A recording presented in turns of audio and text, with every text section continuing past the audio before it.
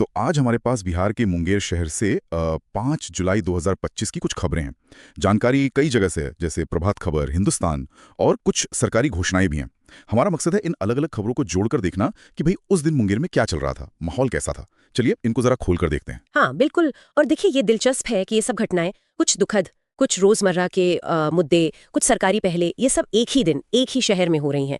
ये हमें मुंगेर की मतलब एक मिलीजुली तस्वीर देती हैं। वहाँ के सामाजिक मुद्दे क्या हैं, बुनियादी ढांचे की चुनौतियां, सरकारी कोशिशें, सब कुछ। हाँ, तो शुरुआत करते हैं एक काफी दुखद खबर से।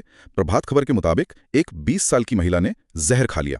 कारण बताया जा रहा है कि ससुराल वाले कथित तौर पर उन्हें परेशान कर रहे थे। ओह, ये घटना सिर्फ एक व्यक्तिगत त्रासदी नहीं है, ये हमें सोचने पर मजबूर करती है कि घरेलू दबाव और उत्पीड़न जैसे मुद्दे कितने गहरे हैं समाज में, और मुंगेर जैसे शहर में भी।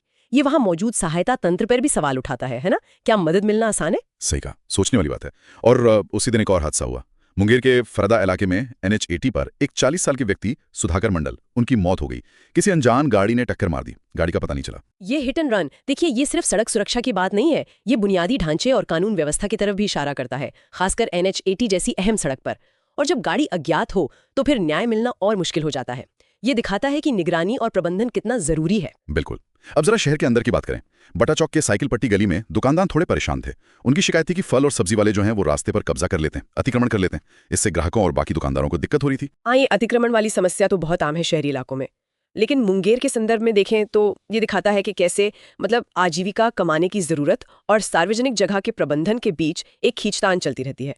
स्थानीय प्रशासन के लिए ये एक लगातार चुनौती होगी, मुझे लगता है। और तनाव की बात करें तो एक और मामला सामने आया।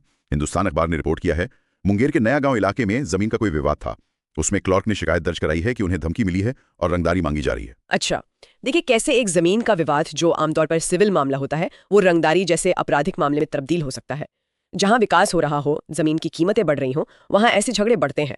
पर इसमें ये आपराधिक एंगल आना ये कानून व्यवस्था के लिए गंभीर बात है। ये दिखाता है कि मुंगेर में मुद्दे कितने पेचीदा हो सकते हैं। हाँ, लेकिन इन सब तनाव और दुखद खबरों के बीच एक सकारात्मक पहल भी हुई।